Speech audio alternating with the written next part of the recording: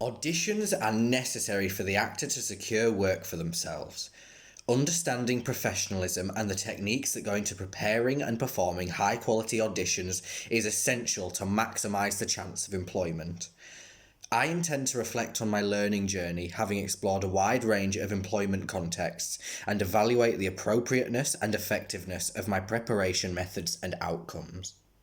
Presenting the right skills for the right audition context is something the actor must consider when preparing their work. One of the audition briefs we were given was a script for a soap opera that we filmed live independently.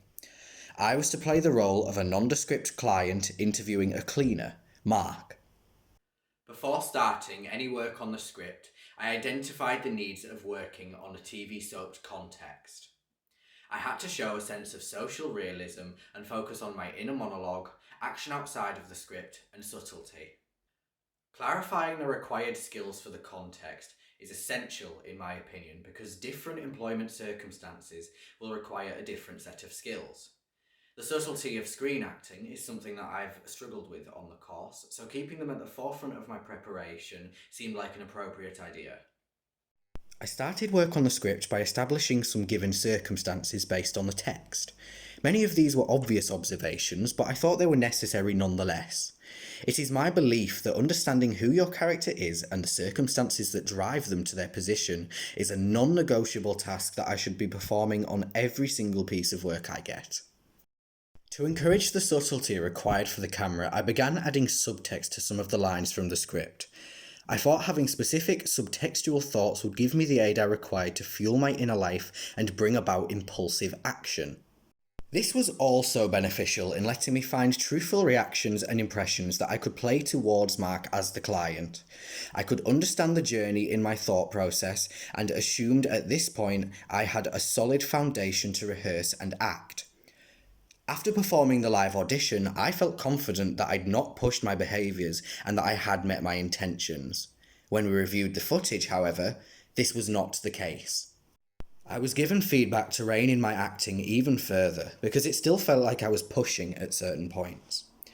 An explanation for this might be I hadn't put enough trust in my off-script work for it to truly take over and give the impression of a natural occurrence. Perhaps also, in the process of rehearsal, I stopped responding spontaneously, which unfortunately is another concept I struggle with.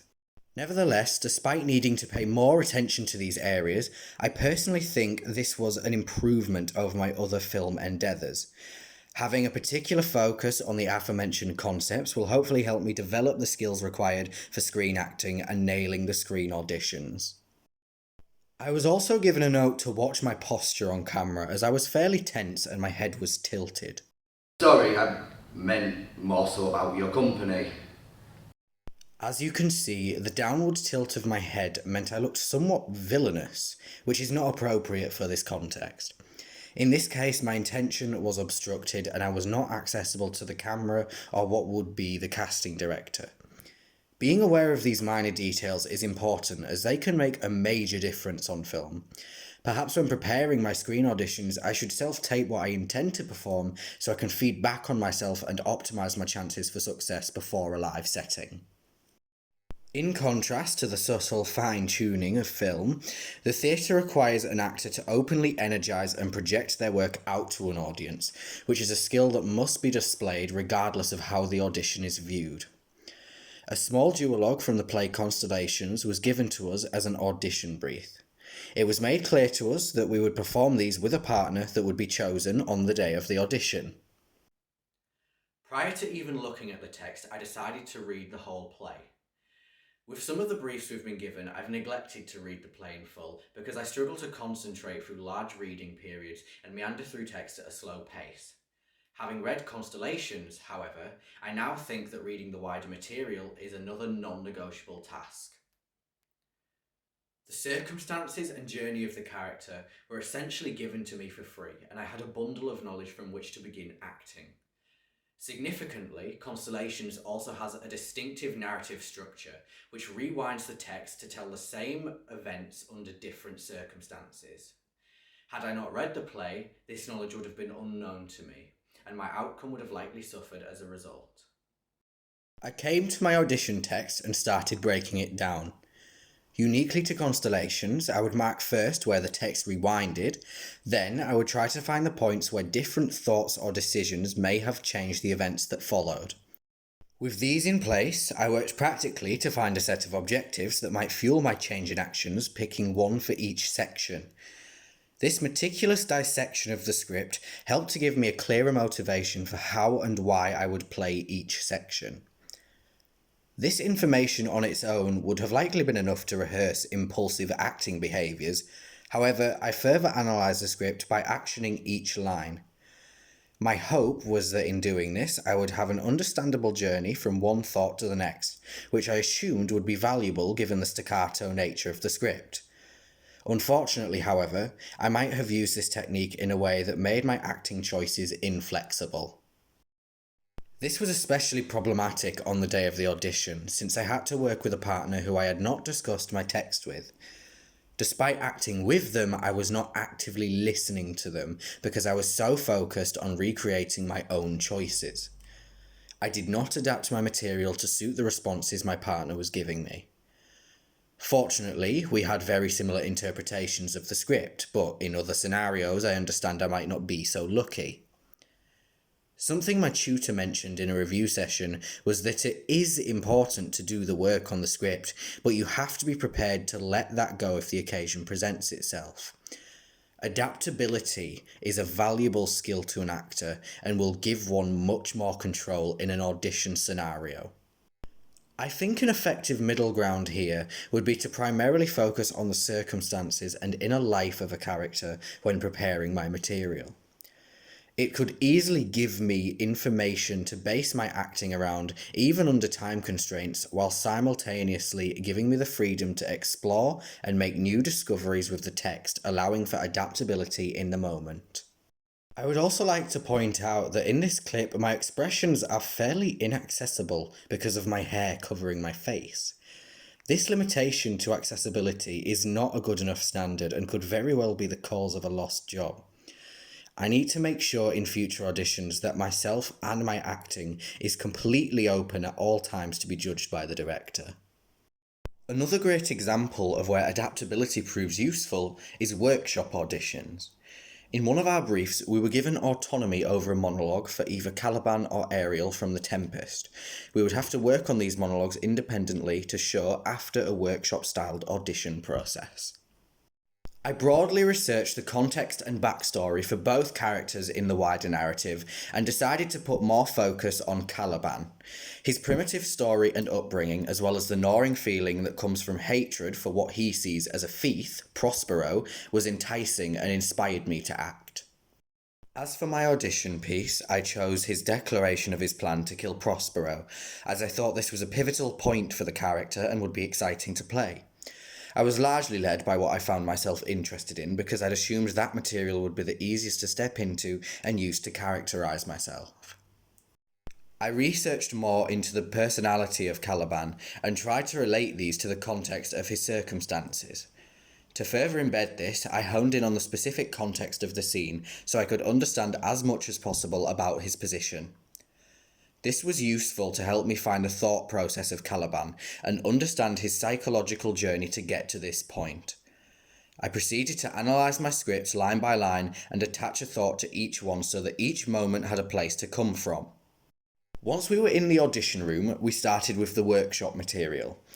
This involved a new warm-up creating a soundscape, which led to us building a ship out of random props in the room that we then incorporated the soundscape into, and we made a short shipwreck scene in the space that we'd created. Having established that adaptability was a key skill of an actor, I went into this expecting to be given things that were new or strange to me. My mindset was to say yes to whatever was asked of me and try to show a willingness to participate. I think I did a fairly good job at this and managed to find my enjoyment in the workshop. When it was time to perform our monologues, we were told the shipwreck would become our set. After the first take, members of the audience were brought up for the second take and the piece was redirected with a small cast. Again, I attempted to display willingness and adapt to the spontaneous situations. I tried to use my imaginations in the moment to create fun and interesting interactions with the direction given. I think perhaps it is important for a casting team to see that a performer is open, willing, and finding pleasure on stage, as it can be revealing of character and work ethic. Of course, you are being judged on your acting, but it is possible that casting directors are also scoping out people who will be easy and fun to work with. Perhaps having a positive attitude in the audition room is something that will be remembered. When it came to my monologue, I found myself restricted. I had spent a lot of time on my research, but not the necessary amount on learning my text. I found myself stuck inside of the book and unable to lift the acting off the page. This suggests to me the importance of understanding the text thoroughly, even if it's not off book. If I am not familiar enough with a text, how can I expect to perform it? When redirected, I tried hard to change my intentions as asked, and felt like I did a moderately effective job at altering my performance, but of course I ran into the same problem. Understanding the material right in front of you is just as important as the contextual and subtextual information surrounding it. One should not be given more priority over the other. I also felt that my redirection pointed out an error in my interpretation of the script. While I played Caliban originally more maniacal and sinister, my tutor suggested that he would be more excited at the prospect of finally regaining what was rightfully his. The ability to comprehend various styles of text is a skill I must refine in the future, as it will unlock so much more material for me to attempt to work with. Throughout this module, I think I've been able to understand in greater detail how to approach different audition scenarios and tackle them with more confidence. At the end of the module, I was given a chance to prove this because we were asked to refilm our first audition self-tapes. This was a short brief describing a self-tape audition for a BritBox advert. This audition was to be non-verbal and only included descriptions for physical reactions. The brief was very vague and we were given limited time to complete this task. Because of the time constraint, I decided to prepare and film the material in the same session, experimenting and reflecting as I went to help deal with the time constraint. Initially, I set up my phone on my tripod without paying too much attention to my framing. I did, however, keep my background and clothes plain as to not cause any distractions for a casting director, so the focus would be solely on my acting. The latter ended up being a good decision, and that point was reiterated by my tutors. I approached the brief with a lack of clarity and wasn't sure how to remedy this issue, and simply began filming conjured reactions so that I could reflect externally on the material I was producing. After a few retakes, having identified improvements for myself, like going out of frame, lack of truth, or rushing over actions, I eventually settled on the tape I was going to submit. I felt as though my outcome was a little overacted, likely for the purpose of demonstrating that I'd done the points in the brief and a lack of clarity in my process. My tutor explained some key points to consider for professionalism. Keep yourself the centre focus of your shot. Be clearly visible and proportionate in the frame, and don't include anything that might be a distraction. She pointed out that my tape was well lit and any distractions were minimal. However, there was a lot of unnecessary space above me in the frame because I'd filmed in portrait. She suggested I should film in landscape instead, so that I am proportionate in the shot. Had I done this, I would have been a more central focus on screen and had more room to act. I wouldn't have had to worry about being near motionless just to fit in the video. Revisiting this task, having explored a wider range of auditions, meant I was much more certain about completing it a second time round. I put more emphasis on setting up by eliminating any distractions and harsh shadows, and proceeded to carefully frame my shot. This time I paid more attention to my imagined circumstances, clarifying what they were, but also why they were happening. I imagined an actual Shakespeare character, Puck, trying to sell me a TV, which maybe sounds strange, but I believed it, so I'd wager that makes it effective. Once I felt comfortable with and believed my circumstances, I started to apply Uta Hagen's fourth side, anchoring both the TV and the character. I'm aware you aren't meant to attach objects that can move, such as people. However, I felt it necessary to have a point where my eyes could pass the camera and a place to conjure up the character, so I continued anyway with no notable consequence. Having established these things, I proceeded in largely the same way. I'd shoot a take, look for improvements, then reshoot. I put a little more emphasis this time on making sure I got all the points of the brief and displayed them as clearly as possible.